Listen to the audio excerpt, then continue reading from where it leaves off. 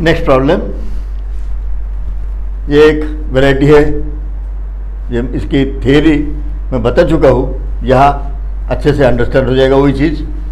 ए post tension, यहाँ पर क्या दिया है, post tension prestressed beam of cross section as shown in figure. ये क्रॉस सेक्शन दिया हुआ है, ये ओरिजिनल पूरा प्रॉब्लम है। Okay, having initial stress in cable, cable में स्ट्रेस कितना है इनिशियल, ये 1200 MPa newton per square mm initial, and modular ratio means m की वैल्यू दी है 6। अब कैलकुलेट क्या करना है, calculate loss of prestige in cable if all bars, सारे के सारे बार आर साइमल्टेनियसली टेंशन, एक साथ खींचे गए तो क्या लॉस होगा। दूसरा, एंड सक्सेसिवली टेंशन 1 by 1, एक एक अगर खींचते रहे तो क्या होगा।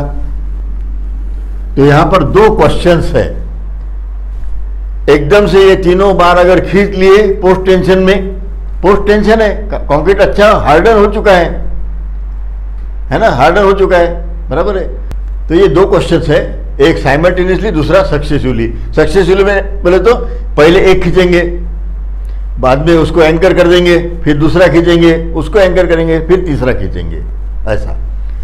अब ओरिजिनल इक्वेशन, या तो फिर पहले मैं यहां पर सॉल्यूशन में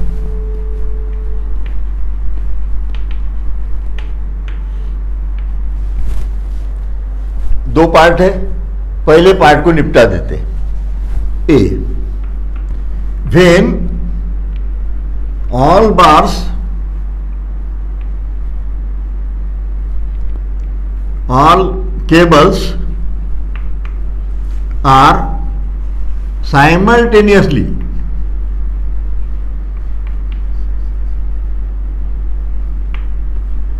टेंशन्ड या तो फिर पुल्ड, थियरी में पहले ही बताएं, अगर एक साथ सबको खींचा गया तो प्रेस्टेज लॉस नहीं होगा, नो लॉस इन प्रेस्टेज, बस इतना ही लिखना है। हो गया, थियरी में बताया है कि अगर साइमल्टेनियसली खींच लेते हैं और एंकर करते हैं उसमें कोई लॉस नहीं होगा, इलास्टिक डिफॉर्मेशन वाला, इलास्टिक डिफॉर्मेशन वाला। लेकिन एक एक अगर खींचेंगे तो उसमें लॉस होते जाएगा। Second part, when cables are successively टेंशन्ड,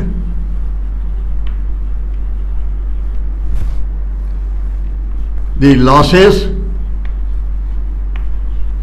will be as follows।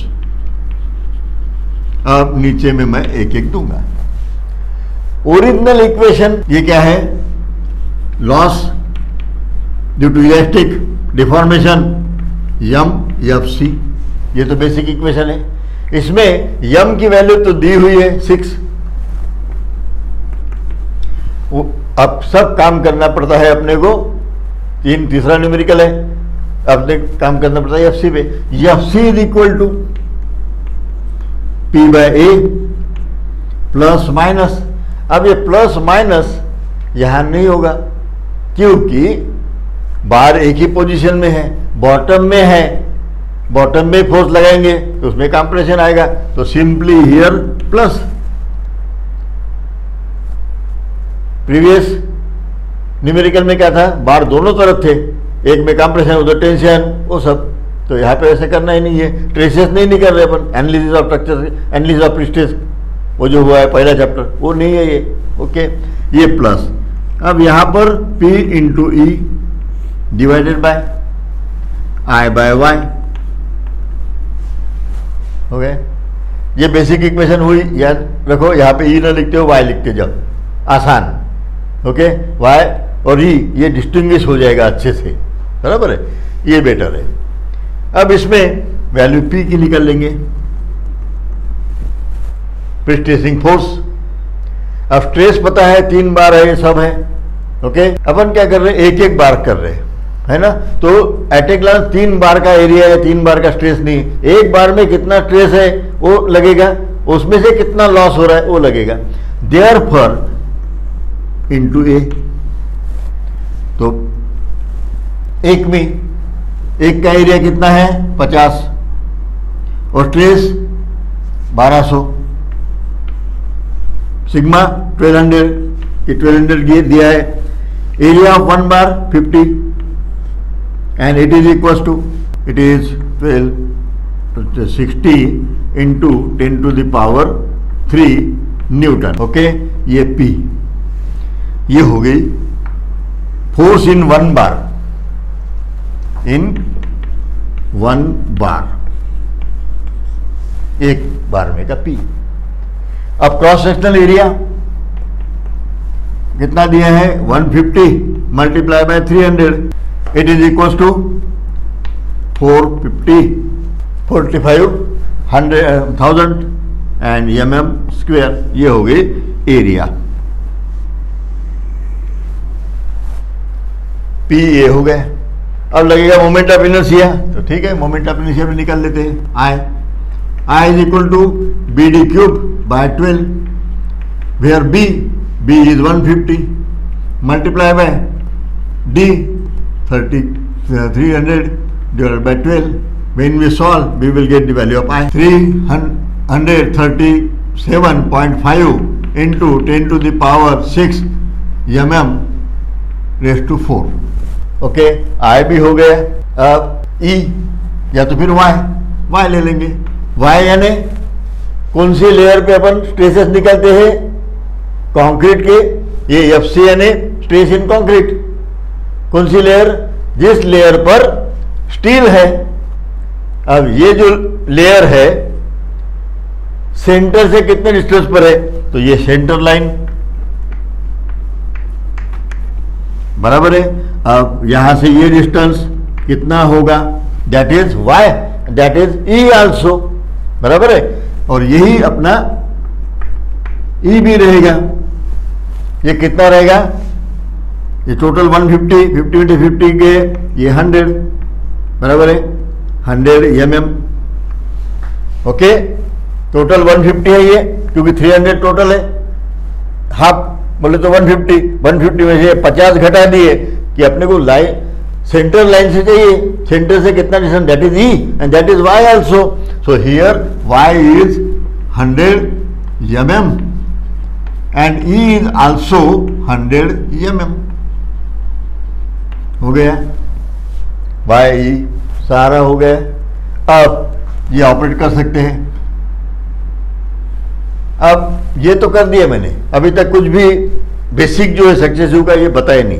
अब एक एक देखते हैं। When 1 बार इज पुल्ड, पहला बार अगर पुल होता है उसमें कोई प्रीस्ट्रेस लॉस होता नहीं है पहले बार में। When bar 1 is pulled, no loss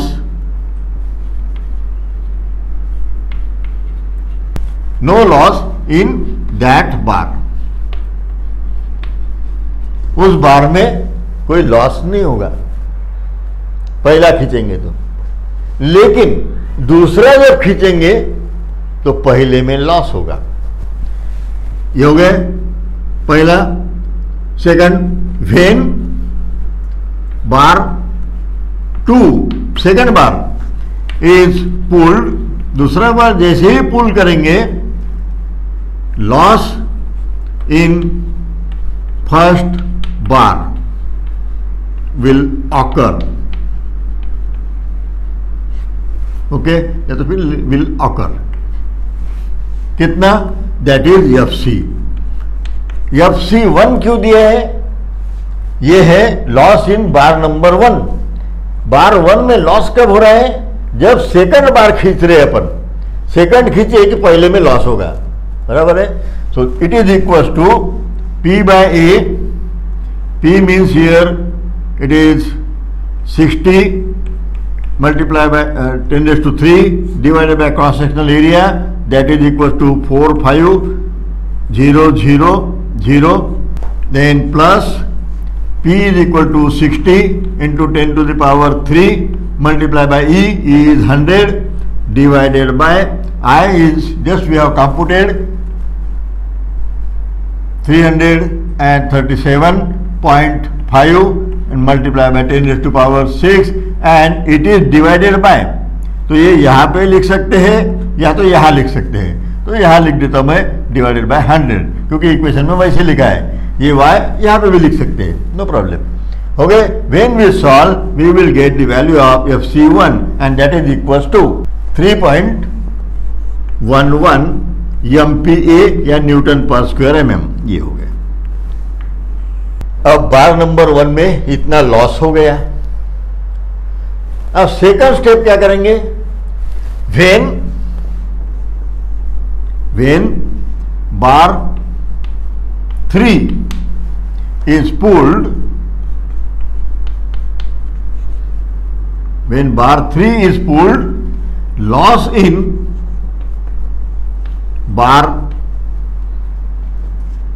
first and second will occur। अब ये क्या है? जैसे ही 3 बार है, 3 में से पहले खींच लिया उसमें कोई लॉस नहीं होगा, दूसरा खींचेंगे तो इसमें लॉस होगा। अब ये दूसरा खींच लिया तो पहले में लॉस हुआ, हो गए। अब ये दोनों हो गए टाइट। अब तीसरा जब खींचेंगे तो पहले में भी लॉस होगा, दूसरे में भी होगा।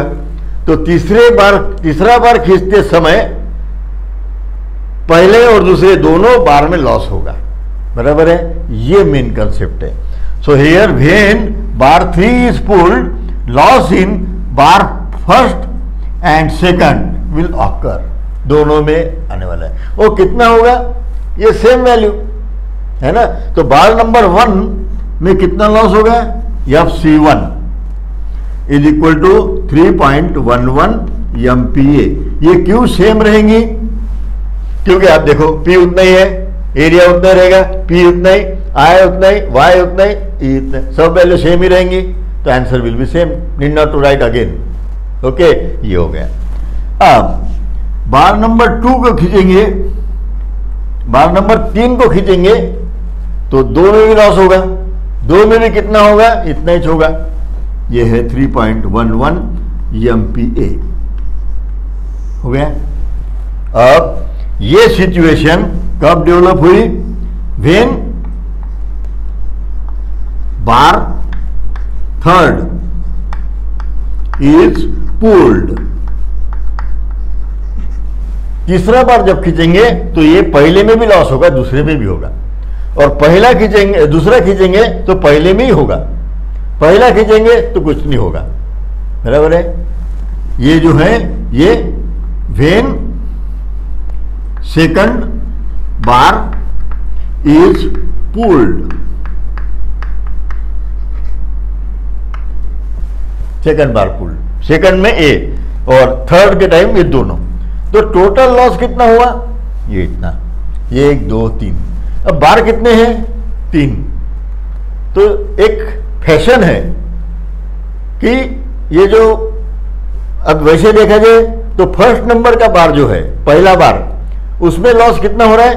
ये 1 और ये 2 जोड़ना पड़ेगा। और दूसरे में इतना है ना। पहले नंबर का जो बार है उसमें सेकंड खींचेंगे तो इतना लॉस, थर्ड बार खींचेंगे तो इतना। तो फर्स्ट, ये दोनों भी जो है फर्स्ट में है, बराबर है, और ये सेकंड में लॉस है ना।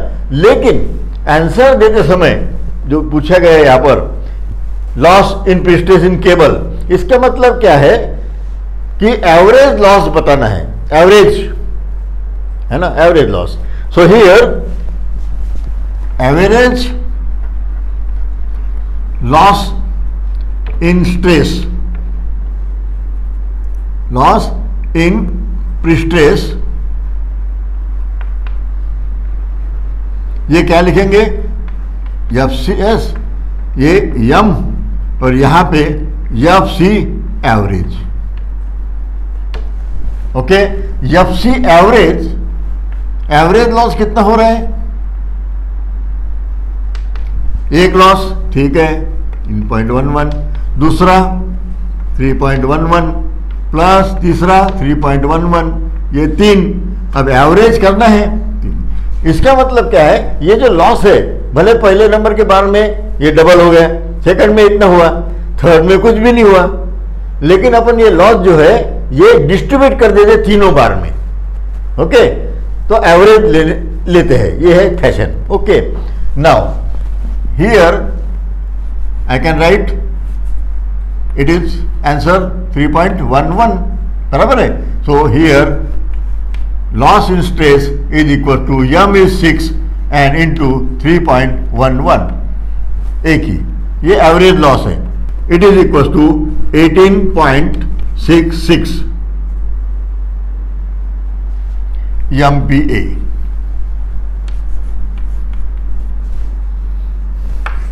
ये होता है एवरेज लॉस। तो ये इंपॉर्टेंट है यहां पर, ये एवरेज लॉस। बाकी ये तो समझ में आया होगा, मैंने 2-3 बार रिपीट कर दिया है, यहाँ पे भी रिपीट किया, थियरी में भी रिपीट किया। ओके, तो ये हो गए इलेक्ट्रिक डिफॉर्मेशन के न्यूमेरिकल्स। इसके अलावा भी नोट्स में है, अब 3 एग्जांपल्स मैंने यहाँ पर कोट किए हैं, that would be sufficient. Okay, इसके बाद फिर आगे जाना होगा अपने को एक एक। ओके।